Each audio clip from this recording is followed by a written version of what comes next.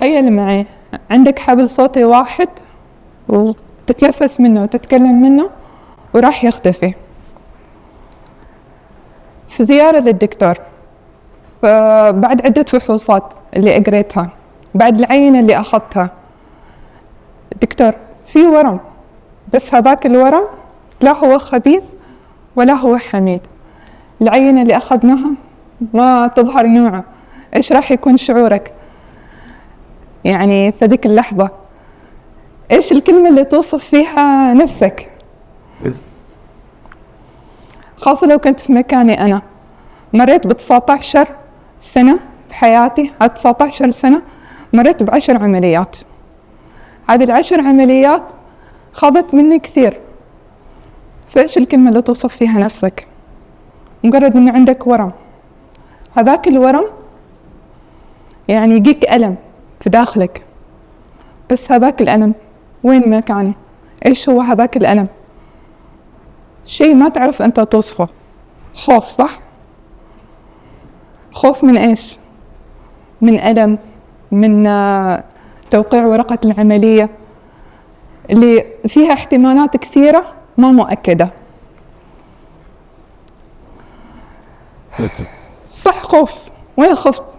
حالي حال أي إنسان، خفت كثير، بس هذاك الخوف خليته ما يوقفني عند شيء معين. هذاك الخوف ولد عندي إصرار كبير. هذاك الإصرار أعطاني قوة دافعة. إصرار ما معنى الإصرار إني أنا راح أرفض النصيحة، ولا إصرار إني أنا راح أعاند نفسي، لا. الإصرار إني أنا أواجه الواقع اللي أنا انحطيت فيه، إني أنا راح أتقبله، لكن في نفس الوقت ما راح أسمح للخوف وللألم وللحزن إنه يسيطر علي. لا، الإصرار اللي يعطاني قوة دافعة إني راح أمضي في حياتي. أعرفكم بنفسي، أنا رقية الحسني، محاربة للسرطان وأورام عدة.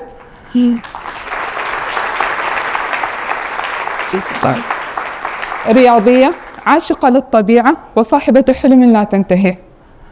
قصتي ما هي قصة عن المرض، ولا هي قصة عن الرياضة وبس. قصتي رحلة لمعنى الإصرار والتحدي، لمواجهة الخوف.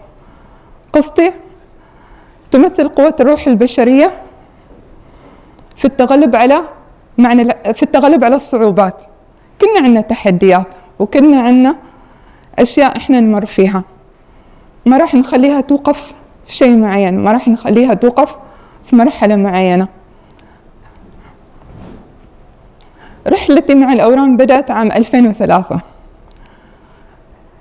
كانت أول ورم أصبت فيه، خلاص يعني ورم، عملية. بعد هذه العملية رجعت للبيت.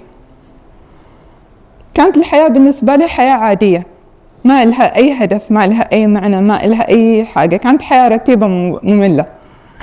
أصبت بالورم الثاني. بعد 6 سنوات من إصابتي بالورم الثاني كانت المفاجأة. كانت أول ورمين حميدات. أصبت بالورم الثالث اللي هو كان ورم سرطاني. يعني تخيل إنه ورم سرطاني. كانت المفاجأة. خلاص رقية، أنت لازم تستفيقي. رقية، أنت لازم تقومي من مكانك. رقية، أنت لازم توجدي هدف لحياتك. سويت العملية، سويت العلاج، رجعت إنه زاد وزني بشكل كبير بسبب العلاج. بعدها كانت عندي هدية من واحدة من الصديقات إني أمارس الرياضة، لأني كنت أمر بحالة نفسية فظيعة. رياضة، إيش يعني رياضة؟ هذا الكلمة اللي كانت واجد تدور في بالي، إني أنا أدخل عالم الرياضة. طبعا كانت صديقتي، كانوا أخواني مشجعين لي بهذا الشيء، الرياضة. مارست الرياضة أول بداياتي في النادي الرياضي. الرياضة كانت حاجة تفريغ للطاقة اللي كانت فيني. فبدأت ممارسة الرياضة في النادي. بعدها سنة بعد سنة بدأت أستعيد الشغف اللي كان ميت في داخلي. كنت أقضي وقت كبير وأنا في الرياضة، وأنا أفكر وأنا أتأمل في نفسي، من هي رقية وإيش تريد رقية. كان إخواني من ضمن المشجعين الكبار اللي كانوا يساندوني في هذا الأمر. من يعرف قبل شمس؟ تعرفوا صعوبة قبل شمس، وإنك أنت تعرفوا صعوبة جبل شمس وإنك أنت تروح لجبل شمس، يعني صعوبة المسار كإنسان طبيعي، فما بالك بوحدة عندها الربو وورم في العنق ومريضة سرطان. تسلقت قمة جبل شمس 3 مرات. الحمد لله رب العالمين، كانت نعمة من ربي إني تسلقت قمة جبل شمس 3 مرات، وفي كل مرة كنت أكون فخورة فيها بنفسي.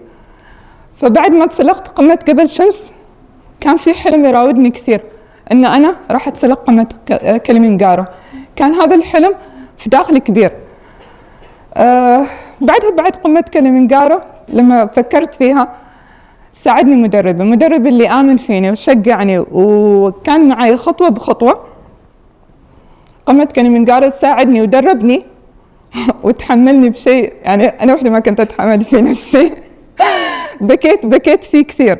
التدريب من قوة التدريب كنت أبكي بشكل إنه خلاص أنا بس ما أريد. لكن لما صار اليوم اللي رحت فيه القمة وتسلقتها فصرت فخورة إن أنا قدرت أتسلق، إنه مريضة سرطان تتسلق وصاحبة ورم، كنت رايحة وأنا عندي ورم في رقبتي، إنه مريضة سرطان وصاحبة ورم وصاحبة ربو تتسلق قمة كليمنجارو وهي ما متكية على حد.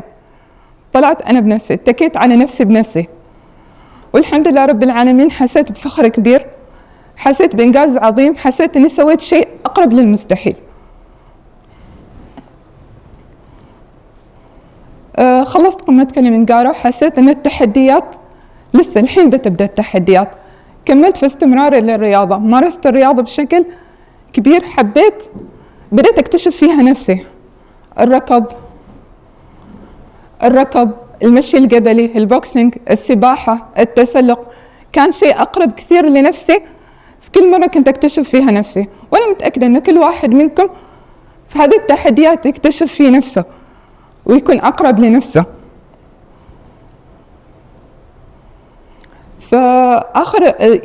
آخر المقال راح أقول لكم حاجة، إنه كل واحد هو صاحب قصته لنفسه. عنده الخوف اللي يجيكم، عنده الأحزان اللي تجيكم، عنده الشيء اللي أنتم تشوفوه مستحيل، لأنه ما في حاجة اسمها مستحيل.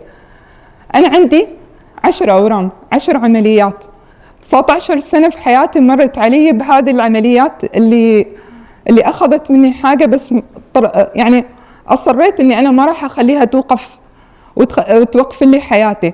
أنجزت فيها إنجازات أنا ما كنت أحلم فيها، ولا زلت مستمرة وبستمر فيها بإذن الله.